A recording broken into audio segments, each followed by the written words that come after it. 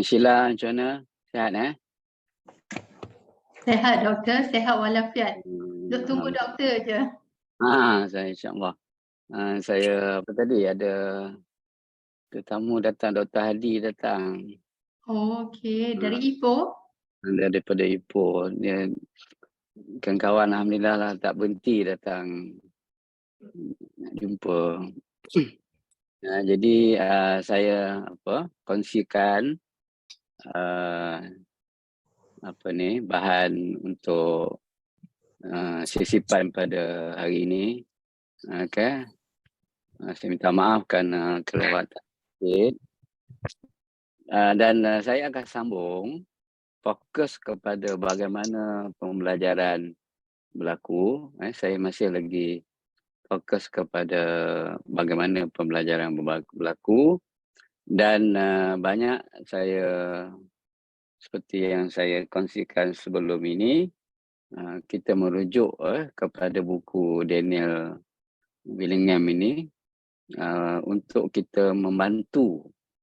Bila kita faham bagaimana pembelajaran berlaku, jadi kita dapat membantu proses pembelajaran itu dalam pengajaran kita. Bila mereka bentuk pedagogi, mereka bentuk aktiviti pembelajaran, okay? Jadi kita ambil kira. Jadi dia selaras, ini yang kita namakan the science of learning. Okay? Ini kita namakan sebagai the science of learning yang disumbangkan oleh pakar-pakar dalam bidang kognitif. Sebab bidang kognitif pun mereka dah berkembang, mereka sudah dapat menerangkan secara lebih terperinci tentang proses pembelajaran. Cuma pada perjumpaan yang lepas, kita mengatakan iaitu prinsip yang kedua, bila kita kata ingatan adalah merupakan satu hasil daripada proses berfikir. Kalau kita nak anak-anak mengingat sesuatu perkara, mereka mesti ada sesuatu yang mereka fikirkan. Dan proses pemikiran ini melibatkan ingatan, melibatkan dia panggil the working memory. Ingat dalam working memory kita ada working memory dan juga long term memory. Selain daripada mereka perlu membuat memberi tumpuan. Jadi kalau sekiranya apa yang sedang dipelajari itu maksudnya apa yang telah diperolehi daripada persekitaran yang kita sediakan akan diproses dalam ingatan bekerja ataupun working memory, kemudian dikaitkan dengan apa yang telah anak-anak itu tahu. Apa yang telah mereka tahu berada ataupun pengetahuan sedia ada berada dalam ingatan jangka panjang. Jadi kalau dia dapat mengaitkannya itu, barulah proses pembelajaran berlaku. Okey, barulah apa yang dikatakan ingatan tu. Mereka mempunyai ingatan tentang perkara-perkara yang berkenaan. Okey, untuk hari ini saya nak kaitkan satu lagi prinsip yang penting iaitu pemahaman. Ingatan satu perkara. Okay, maksudnya dia ingat apa yang dia belajar. Tapi bagaimana proses pemahaman itu berlaku. Sebab kita kena faham bahawa pemahaman ini ada kaitan dengan mengingat tadi. Dan mengingat itu pula ada kaitan dengan bagaimana idea baru dikaitkan dengan apa yang mereka dah tahu. Sebab itu dikatakan pemahaman adalah terselindung mengingati, kerana idea baru yang kita miliki dibina berdasarkan idea sedia ada. Jadi kalau nak mudahkan proses, saya kongsikan grafik ini, di mana kita dapati bila proses, sebab ini pengetahuan sudah ada. Ini pengetahuan sudah ada. Kalau dalam mathematics, mereka dah belajar tentang penambahan, belajar tentang apa tu, konsep-konsep yang ada dalam mathematics. Okay? Kalau kita bagi dia belajar konsep baru, okay, katakan dia belajar tentang pendaraban ataupun multiplication ini, pendaraban ni. Sebenarnya pendaraban tu berkait juga dengan penambahan, berkait juga dengan yang lain-lain, dengan konsep-konsep yang lain. Sebab tu dia perlu ada kaitan. Jadi kalau dia ada kaitan dengan pengetahuan sedia ada dia, jadi mudah dia untuk menguasai konsep yang baru itu. Jadi mengaitkan konsep yang baru dengan pengetahuan yang telah dimiliki oleh anak-anak, itu penting. Itu akan membentuk apa yang kita namakan kepahaman. Tapi kalau katakan yang dia belajar tu hanya katakan dia belajar tentang multiplication tu hanya multiplication sahaja. Dia tak dapat nak kaitkan dengan penambahan. Sebenarnya multiplication tu ada kaitan dengan penambahan kan. Maksudnya penambahan berulang. Okay, ada istilah times kat situ. Time ini pun kali berapa kali. Okay, dan sebagainya itu. Jadi dia akan dapat kepahaman. Kepahaman apa? Kepahaman tentang konsep multiplication, pendaraban. Okay? Pendaraban ni dia memang dia ada kaitan dengan konsep dan itu dia panggil semasa proses pembelajaran berlaku. Okay? Semasa proses pembelajaran berlaku. Kalau dalam setengah-setengah literature mengatakan, okay, ini dinamakan juga sebagai skema. Skema. Ada setengah-setengah sarjana menamakan dia sebagai skema. Kita menambah apa yang baru itu, kepahamannya apa konsep yang baru itu ke dalam skema yang sedia ada dalam ingatan jangka panjang. Dalam long term memory. Itu maksudnya proses pembelajaran sedang berlaku. Dia cuba buat connection. Dia sedang membuat connection dengan apa yang dia dah belajar. Kalau connection tu dapat dibina, di situlah terbentuknya kepahaman. Sebab tu bila kita nak merancang kepahaman, kita mesti fokus kepada konsep. Konsep ini ialah kaitan di antara fakta-fakta yang telah dipelajari ataupun konsep-konsep lain yang telah dipelajari. Sebab tu dia kata the new concept is consolidated into the network. Jadi kalau dia dah jadi kepahaman, di benda tu insya-Allah dia akan lebih kekal, okay, dalam pemikiran anak-anak. Jadi saya ingat Rajah ni pun bagus untuk memberikan gambaran kepada kita bagaimana proses, iaitu bagaimana kita nak tahu dan mengapa anak-anak perlu faham. Okay, why they need to understand. Sebab kepahaman itu sebenarnya akan memindahkan sesuatu yang dia tahu pada peringkat yang agak cetek untuk menjadikannya lebih mendalam. Tetapi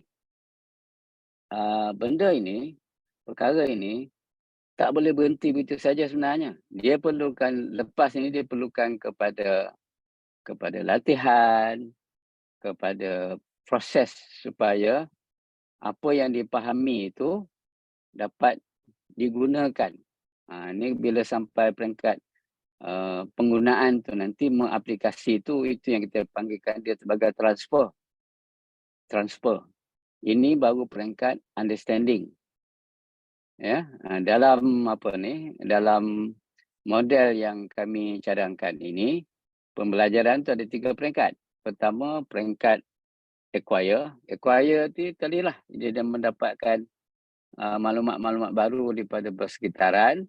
Kemudian dia kata mini making. Mini making ni maksudnya dia cuba mengaitkan apa yang dia baru belajar tadi itu dengan apa yang dia telah tahu. Bila berjaya mengaitkan tu, barulah benda yang dia belajar tu bermakna. Bermakna ni maksudnya dia dapat kaitkan dengan apa yang dia tahu. Dia tak boleh berhenti setakat bermakna saja. Dia mesti gunakan apa yang dia dah faham tadi, okay, dalam menyelesaikan masalah, contohnya dalam konteks yang berlainan, konteks baru. Jadi barulah mantap nanti dia punya kepahaman. Kepahaman tu akan menjadi lebih mendalam. Kalau tidak, kepahaman tu begitu saja dia faham, ya. Tapi kepahaman tu tidak mendalam. Sebab apa? Sebab dia tak dapat nak pindahkan apa yang dipahami itu dalam konteks yang berbeza. Sebab tu bila kita bagi dia menyelesaikan masalah, kita bagikan dia penyelesaian masalah yang bukan rutin. Ingat, dalam matematik ni kita ada masalah rutin, masalah yang bukan rutin. Maksudnya masalah yang bukan rutin tu ialah masalah dalam konteks yang baru ataupun konteks yang berbeza. Saya ingat cukuplah untuk apa tu. Sebab tu dalam penyertaan ini, okay, untuk menyokong pemindahan. Pemindahan tu ialah bagaimana menggunakan kepahaman itu dalam konteks baru. Okay. Jadi kita perlu memberikan peluang kepada anak-anak ini untuk untuk mengikuti pengalaman pembelajaran, menyelesaikan masalah dalam konteks yang berbeza. Jadi saya ingat cukup untuk perkongsian saya untuk hari ini. Mudah-mudahan apa yang saya kongsikan tadi itu dapat memberikan sedikit gambaran kepada kita bagaimana sesuatu konsep itu dipelajari oleh anak-anak, dan asas kepada pembelajaran konsep itu kita namakan sebagai understanding, iaitu kepahaman. Terima kasih. Okay. Jadi saya serahkan kepada Puan Sheila. Baik, terima kasih Doktor atas perkongsian sebentar tadi. Dah mula risau hari ini Doktor tak buat perkongsian. Lega bila nampak Doktor. Terima kasih Doktor. Perkongsian hari ini berkaitan learning a new concept. Keywordnya ataupun kata kuncinya adalah to understand. When you understand, you can learn the new concept. When you don't understand, you won't be able to associate with the new concept. Terima kasih Doktor, terima kasih atas perkongsian sebentar tadi. Baik, tibalah pula hari ini untuk perkongsian kita yang ke-10, CDL Hands-On Online Session Negeri Sembilan dengan tajuk Segaknya Saya. Kita sangat bertuah kerana dapat berkongsi ilmu dengan 2 orang guru dari Sekolah Kebangsaan Kampung Baru Si Rusa, Port Dickson Negeri Sembilan dengan tajuk Segaknya Saya. Cikgunya adalah Cikgu Samartini binti Ayub dan Cikgu Aznida binti Tasmuji. Baik, program Segaknya Saya dilaksanakan selepas keputusan ujian segak pasca pandemik merosot pada tahun 2022. Program ini dijalankan 2 kali mengikut kalender ujian segak. Segaknya Saya dapat melahirkan murid yang berketerampilan dari segi pembentukan sahsia, kecerdasan minda dan kemenjadian murid dalam bidang sukan.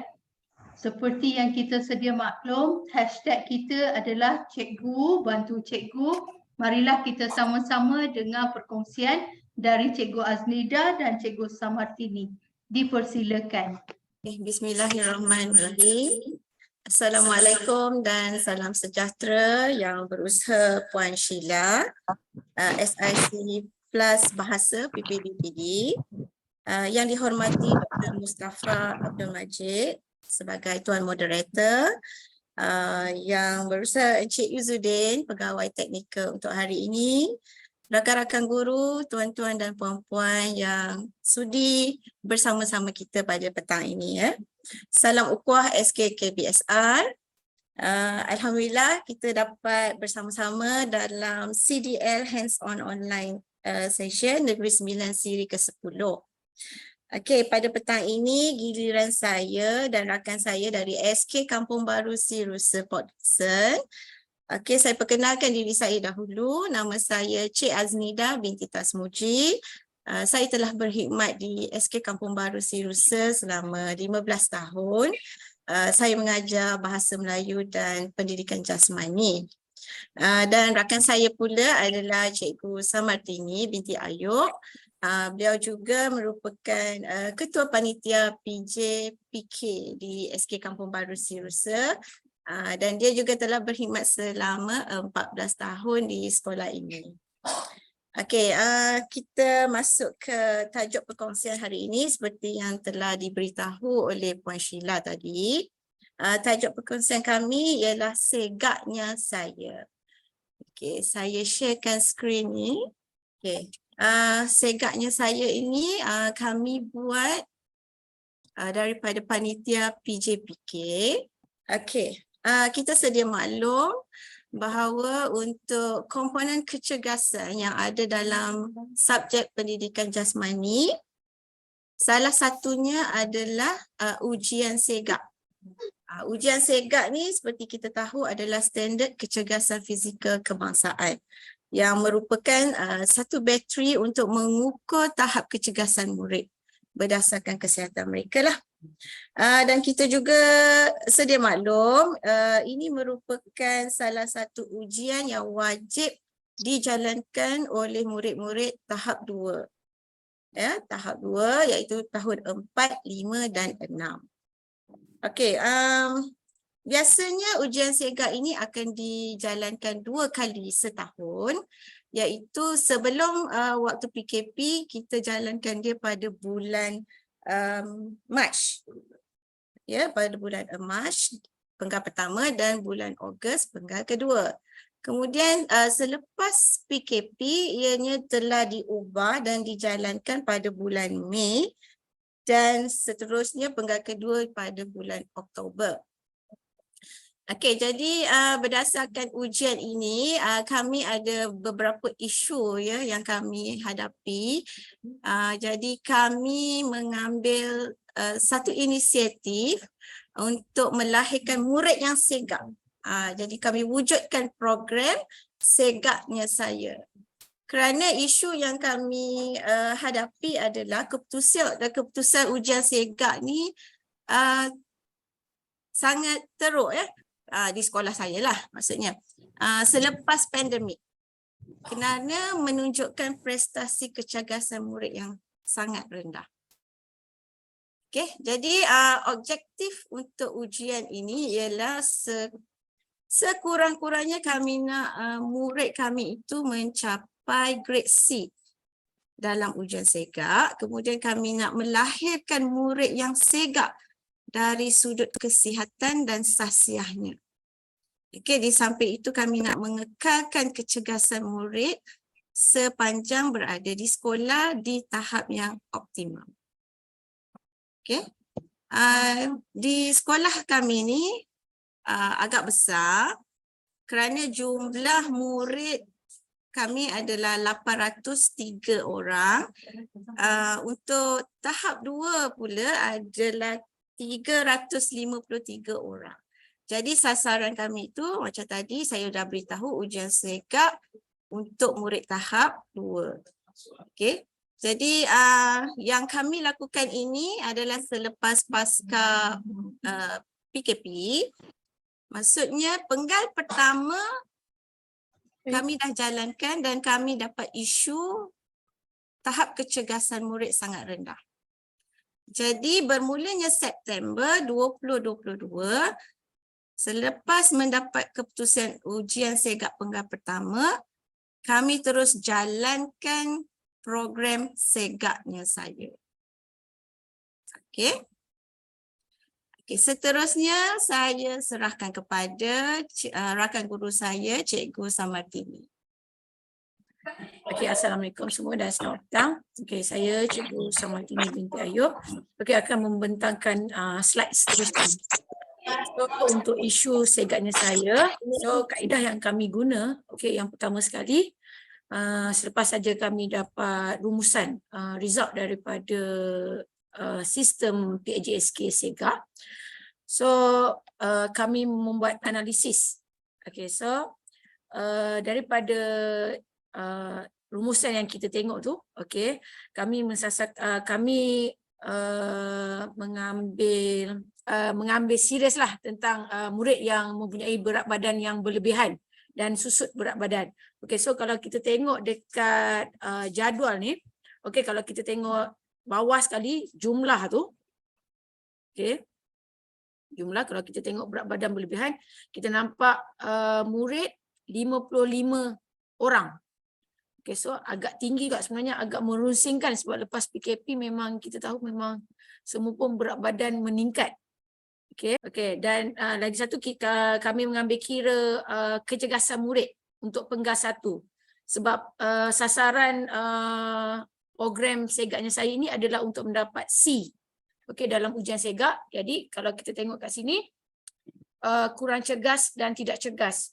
Jumlah bilangan muridnya agak tinggi, 98 murid untuk kurang cergas dan tidak cergas 14 murid. So dan cergas, bilangan murid cergas pun 109 orang. Okey, daripada situ, okey, so intervensi yang kami buat, okey, pertama sekali kita pecahkan murid ikut kumpulan BMI. So, untuk BMI yang tinggi, maksudnya berat badan berlebihan, obes, so kami bekerjasama dengan Kelab Doktor Muda, kami buat program Jom Kurus. Okey, so untuk yang ini, untuk program ni kami buat setiap hari mengikut jadual tahun, jadual mengikut tahun lah, maksudnya hari Selasa, Rabu dan Khamis, 7 hingga 7:30 pagi. Okey, jadi murid memang akan datang awal lah. Mana murid yang telah dikenal pasti, mereka akan ikut jadual yang telah kami tetapkan. Okey. Okey, untuk berat badan yang normal dan ke bawah, okey, mereka akan kami libatkan dengan program lari pagi bersama dengan unit co-curriculum bawah sub-unit kebitaraan. Okey, untuk pengetahuan semua, sekolah kami, kebitaraan sekolah kami adalah kebitaraan olahraga. Jadi program lari pagi ni kami buat 2 dalam 1. Okey, 2 dalam 1. Satu untuk BMI, satu lagi untuk kecergasan murid sepanjang tahun. Okey, untuk program lari pagi ni, okey, kami jalankan setiap hari Selasa, Rabu dan Khamis. Hari Selasa, kami fokus pada murid tahun 5 dan tahun 2. Manakala Rabu, tahun 4 dan 3 dan Khamis, tahun 6 dan tahun 1. Okey, kami pairkan, kami gabungkan 2 tahun ni supaya ada mentor dan mentee. Jadi murid tahap 2, okey, dia akan mengajar atau membimbing, okey, murid-murid yang tahap 1 ni. Jadi dekat situ murid tahap 1 dia akan follow abang atau kakak sepanjang program tersebut. Jadi isu keselamatan ni memang murid-murid tahap 2 akan ambil beratlah. Selain itu, pemantauan guru dari panitia PJ. So setiap hari memang guru-guru PJ dia akan bertugas mengikut hari yang telah ditetapkan. Okey, untuk program yang BMI tinggi tu, jom kurus tu, okey, setiap 2 bulan kami akan buat timbang berat badan mereka. Okey, setiap 2 bulan memang kita akan ambil berat badan yang terkini. So kita akan tengok progres program yang kita buat lah. Okey. So untuk sebelum minggu segak tu, sebelum ujian segak dilangsungkan, okey, panitia PJ dia akan buat penataran. Okey, biasa 2 minggu sebelum ujian segak, 2 minggu sebelum tarikh ujian segak tu kami akan buat penataran untuk tahun 4, 5 dan 6. Jadi setiap hari kita akan ingatkan tahun 4, 5, 6 ni komponen-komponen ujian segak yang perlu dan akan dijalankan. Okey, kemudian kami akan sebarluaskan video-video contoh komponen ujian segak kepada ibu bapa. Jadi murid-murid dia akan bersedia dan dia akan praktis dekat rumah untuk buat ujian segak ni. Jadi dia tahu perlakuan tekan tubir, ringkuk separa. Jadi dia tahu bila hari kejadian tu dia dah tahu dah macam mana nak buat ujian-ujian tersebut. Kami guru-guru cuma perlu betulkan teknik dia sikit-sikit je lah, sebab dekat rumah memang mak ayah dah ajar. Dan lagi satu, macam sekolah kami, kebanyakan ibu bapanya adalah tentera.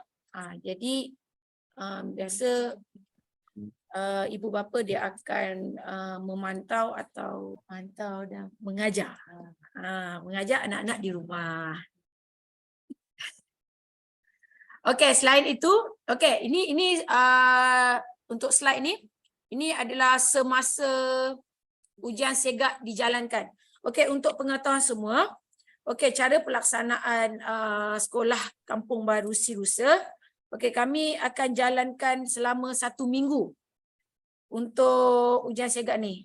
Okey, murid sekolah kami 353 orang tahun 4, 5 dan 6. Jadi kami perlukan 1 minggu untuk jalankan semua ujian ini. Okey, biasa kami akan mulakan ujian ni pada pukul 7.40 sehingga 1 tengah hari. Okey. Dan penguji dia adalah 100% guru PJ. Jadi satu stesen, satu guru.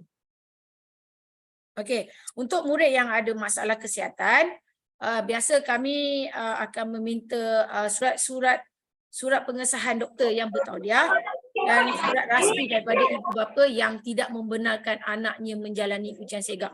Jadi yang itu semua kami akan simpan sebagai rujukan untuk kita key in ujian segak tu nanti dekat dalam sistem.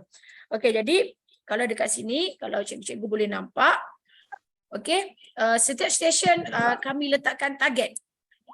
Okey, sebab kita nak kurangkan, kita nak dapatkan minimum C tu. So setiap stesen kita letak target. Okey, kalau kita tengok sini ringkuk separa, target kita lelaki 20 kali, perempuan 20 kali. Dalam masa 1 minit lah. Okey, lepas tu jangkauan meluncur pun kita letak target. Okey, kalau cikgu-cikgu semua biasa tengok kat segak, okey, biasa kita akan ambil yang paling skor yang paling tinggi itu sebagai target setiap stesen kita dan mengikut kumpulan umur tu. Okey, jadi kita tak adalah buang masa dalam 1 minit tu. Murid kena, kadang ada murid yang fit, yang cergas, dia akan buat 1 minit dia boleh buat 30-40 kali tekan tubir. So kita tak payah ambil advance sangat, kita tak payah ambil banyak sangat. Sebabnya dalam skor tu kita dah tahu berapa bilangan untuk dapat skor 5. Jadi kita tak payah ambil skor yang kita tak payah ambil pengiraan yang banyak untuk dalam masa 1 minit. Cukup 20 kali pelakuan. Okey, stop. Bagi dia rehat untuk standby next station. Okey, selepas itu, okey, selepas habis ujian, okey, kami biasa akan print out result segak dia dan kita akan serahkan pada guru kelas. Okey, so guru kelas dia akan bagi penerangan biasa dia akan bagi penerangan yang simple lah kepada ibu bapa semasa sesi perjumpaan 3 penjuru. Okey, jadi kami biasa memang akan tumpang sesi perjumpaan 3 penjuru ni, kita akan terangkan dekat ibu bapa tentang ujian segak, result ujian segak dan BMI untuk tahap 1. Okey. Okey, selepas daripada intervensi yang telah kami buat, okey, jadi ini adalah hasil yang kita dapat, maksudnya perbezaan result tu daripada penggal 1 dan penggal 2. Kalau kita tengok dekat sini, penggal 1 berat badan normal tu 192, tapi pada penggal 2 kita dapat naikkan 204 orang. Jadi kita berjaya mengurangkan murid-murid dalam kategori susut berat badan berlebihan dan obes. Okey, kita dah berjaya mengurangkan jurang tersebut. Okey, manakala ini adalah perbandingan rumusan dari sudut kecergasan. Okey, kalau penggal 1 kita tengok kecergasan yang sangat tinggi tu hanya 16 orang, kecergasan tinggi 101, manakala cergas 109 murid. Kalau kita tengok penggal 2, alhamdulillah dia meningkat. Kecergasan sangat tinggi kita berjaya naikkan kepada 28 orang, manakala kecergasan tinggi kita dapat 152, manakala cergas kita dapat 91. Okey. Lepas tu kita tengok kalau kurang cergas tu kita pun dah berjaya mengurangkannya. Tidak cergas pun kita dah berjaya.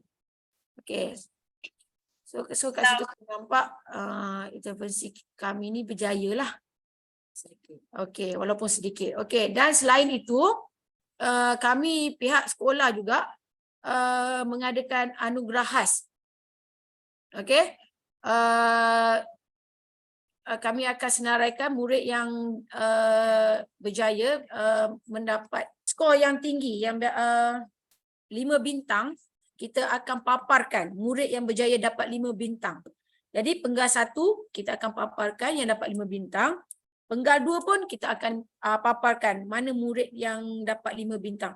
So secara tidak langsung murid lain yang tak dapat 5 bintang ni dia akan lebih bersemangat. Bila time ujian segak tu dia akan buat betul-betul. Okey, dan biasa akhir tahun bila majlis anugerah kecemerlangan memang akan ada anugerah khas ujian segak terbaik untuk kategori lelaki dan perempuan. Biasa kita akan bagi piala, sijil dan hadiah iringan daripada panitia PJ. Okey, jadi penambahbaikan untuk program kami ni, program segaknya saya. Okey, murid yang tidak dapat melepasi sasaran, dia akan meneruskan mencegah obesiti di rumah dan di sekolah dengan pemantauan ibu bapa.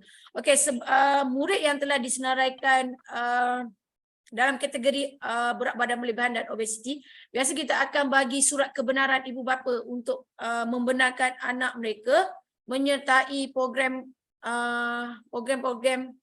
yang kat sekolah lah. Maksudnya program lari pagi, program jom kurus tadi, program cegah obesiti, semuanya dengan pengetahuan ibu bapa. Jadi dan kami juga buat grup sebenarnya, buat grup WhatsApp. So kami akan bagi tahu progres murid-murid kat dalam tu. Lepas tu kami juga ada juga bagi, sometimes kita ada juga bagi menu sihat untuk ibu bapa buat dekat rumah. So selain daripada kita guide di sekolah, kita juga guide ibu bapa di rumah. Memang kita tak dapat full sokongan daripada ibu bapa tu sebab kekangan penyediaan, tapi at least dapat sikit pun banyak membantu program kejayaan program kita. Okey, selain tu kami juga mendapat khidmat nasihat daripada Hospital Port Dickson. Okey, dia memang ada satu program obesity. Okey, dan murid-murid yang mana yang terlampau obes tu memang kami bagi nama dekat hospital. So hospital memang dia akan hubungi ibu bapa dan seminggu sekali dia ada satu program perjumpaan dengan pihak KKM. So dalam program dengan KKM tu dia ada bagi motivasi, dia ada bagi cara-cara senaman yang senaman untuk khas untuk murid-murid yang obes untuk elak kecederaan. Lepas tu dia ada bagi list menu makanan sihat. Dia akan bagi tiga-tiga ni dekat murid-murid yang dengan program di hospital. Sekian, terima kasih. Okey, so itu saja perkongsian kami pada hari ini. Ada soalan tak? Kenapa Cikgu Samartini tergerak pula? Atau terkejut dah habis? Ada simple je sebenarnya. Satu lagi saya nak kongsilah. Sebenarnya segaknya saya ni hasil dia sebab kami terima satu isu lah, sebab ada sekolah kami ni ada seorang ustazah ni anak dia nak masuk sekolah asrama. So bila segak dia tak dapat C, murid tersebut dia kena buat ujian segak tu semasa interview. So jadi kat situ saya baru timbul kesedaran sebenarnya betapa pentingnya sebenarnya ujian segak ni. Memang kita akui ada juga sesengah sekolah ujian segak ni orang anggap enteng sebenarnya. Pada diorang macam ujian segak, yalah ujian segak maksudnya tak ada apa-apa kepentingan. Sebenarnya ujian segak ni kat situ sebenarnya baru kita tahu anak kita ni sebenarnya okey ke tak okey, cergas ke tak cergas. Itu sebenarnya kadang dia boleh melibatkan dengan masalah kesihatan yang sebenarnya yang kita tak tahu budak tu sedang alami. Okey, itu salah satu panduan untuk kita mencegah penyakit-penyakit yang sekarang yang kalau kita tengok macam berkaitan dengan obesiti itu semua, banyak sebenarnya penyakit-penyakit yang kanak-kanak pun ada sebenarnya. Macam kencing manis itu semua.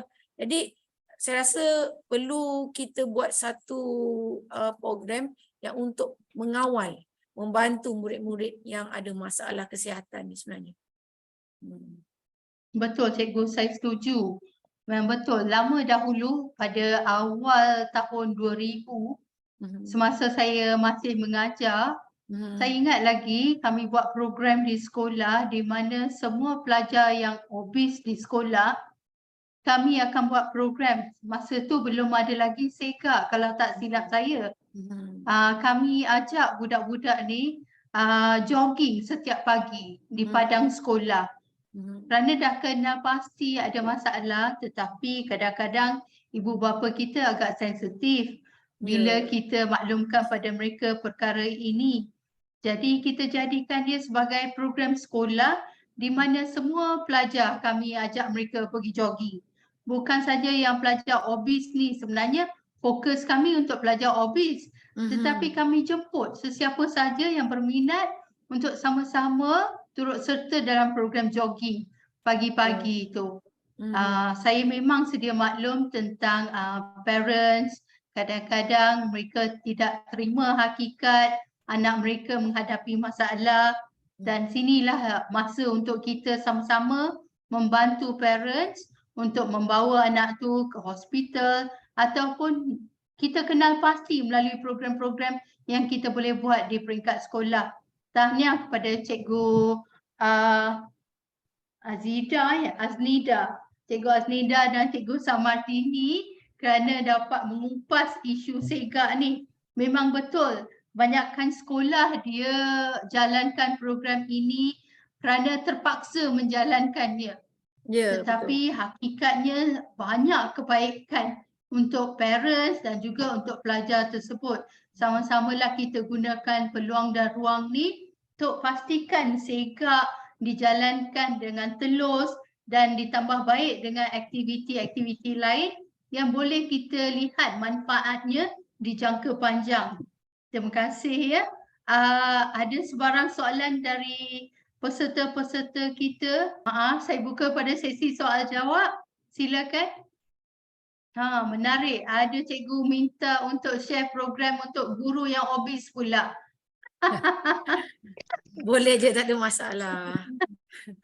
Menarik tu. Apa cikgu boleh lontarkan sebarang soalan? Penambahbaikan yang kita boleh sama-sama belajar.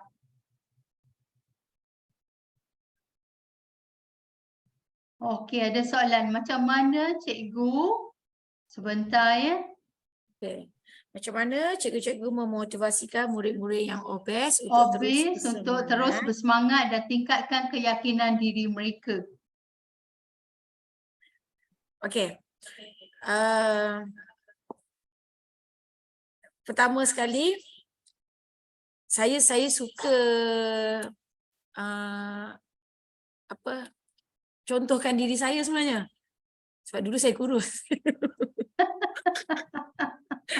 Okey, dulu saya kurus. Lepas tu bila PKP naik pula berat badan. Jadi model dia saya lah. Okey. So kami buat sama-sama. Memang saya cakap tak apa. Gemuk ni sebenarnya comel. Tapi kita cuba kurangkan kecomelan kita tu. Okey, jadi saya buat bersama murid sebenarnya. Okey, bila timbang berat badan tu sama-sama timbang dan dia pun tahu berat badan saya. Kalau saya naik memang kedebahan jugalah. Itu saling membahan sebenarnya. Actually bila kami jalankan aktiviti ni, hubungan kami sebenarnya macam keluarga. Okey, macam saya dengan anak murid saya memang hubungan erat. Jadi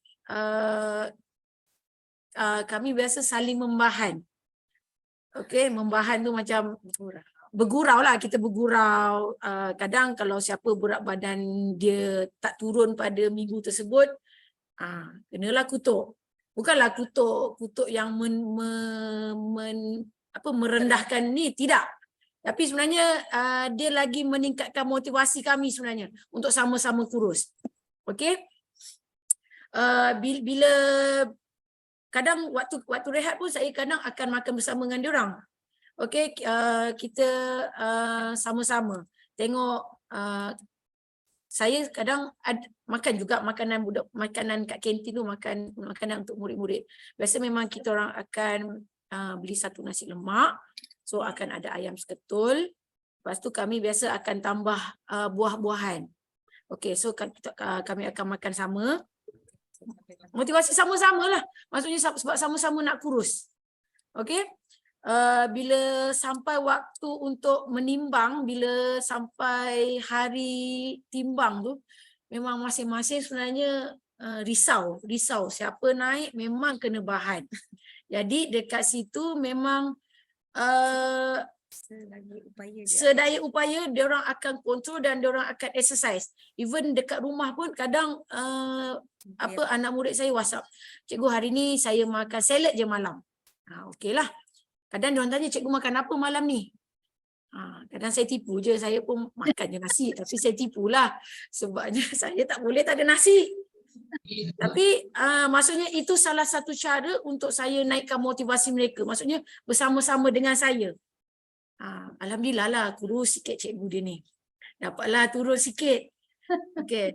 Jadi maksudnya benda ni kita berterusan dan kita sama-sama. Jadi cara saya adalah saya gunakan diri saya sebagai model dan saya gunakan diri saya juga sebagai subjek untuk mereka jadikan contoh. Bagus, so itu bagus. cara Terima saya. kasih cikgu. Cikgu ada satu lagi soalan ya. Dari cikgu Khalid Mahfi. Sekolah boleh buat pertandingan SEGA guna duit BSS SPK 1/2021 ke Puan? Okey. Boleh guna duit tu tak? Okey, untuk SEGA saya tak buat pertandingan. Sebab itu adalah ujian. Okey, cuma bila akhir tahun tu untuk anugerah SEGA terbaik tu, biasa saya minta sponsor daripada pembekal barang PJ. So kat situ memang dia akan sebab cuma minta 2 piala dengan yang hadiah iringan tu daripada ketua panitia sendirilah. Saya sendirilah yang keluar duit. Sebabnya nak naikkan motivasi murid. Okey, biasa kalau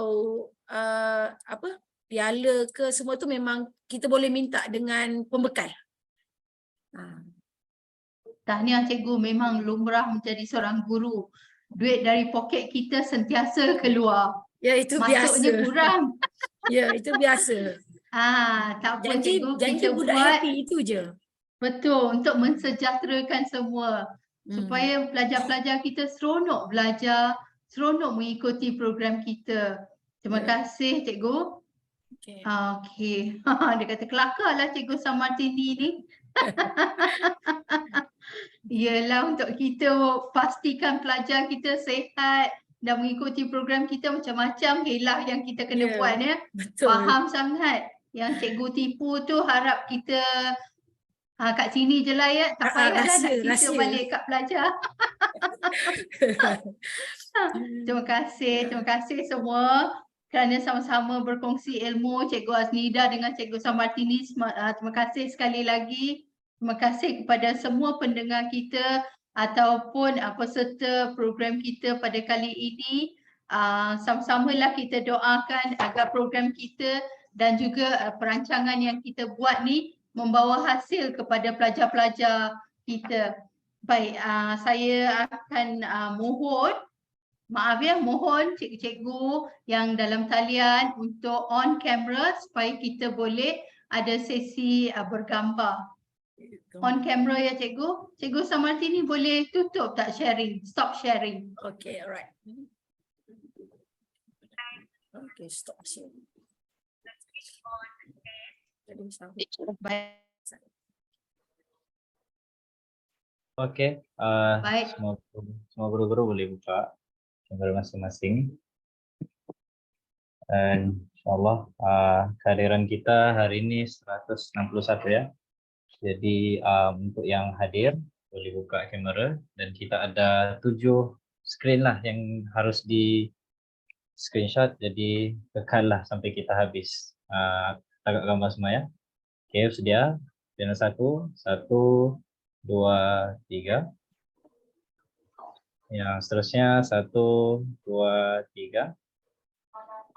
Seterusnya 1, 2, 3.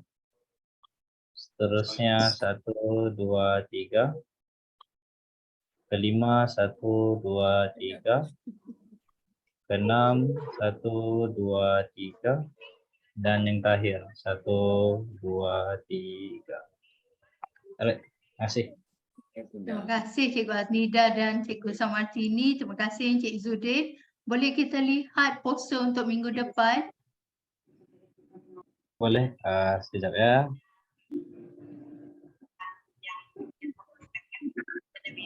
Baik, untuk perkongsian kita minggu hadapan CD 11, CDL Hands-on Online Session Negeri Sembilan, sama-sama kita nantikan poster perkongsian yang akan dibuat untuk minggu depan. Baik, untuk minggu depan kita ada perkongsian dari Cikgu Nur Syahida, Cikgu Nur Hayati dan Cikgu Rahma berkaitan Road Hard. Sama-samalah kita nantikan hari Khamis hadapan 17 hari bulan untuk perkongsian ini. Sama-sama kita belajar ya cikgu. Baik, link kehadiran akan diberikan di ruang chat. Mohon cikgu-cikgu isi semua maklumat yang diminta dengan teliti supaya tuan-tuan dan puan-puan akan mendapat sijil yang berkaitan. Ya, sekian, terima kasih. Kita jumpa lagi minggu hadapan. Bye, jaga diri. Sega, bye.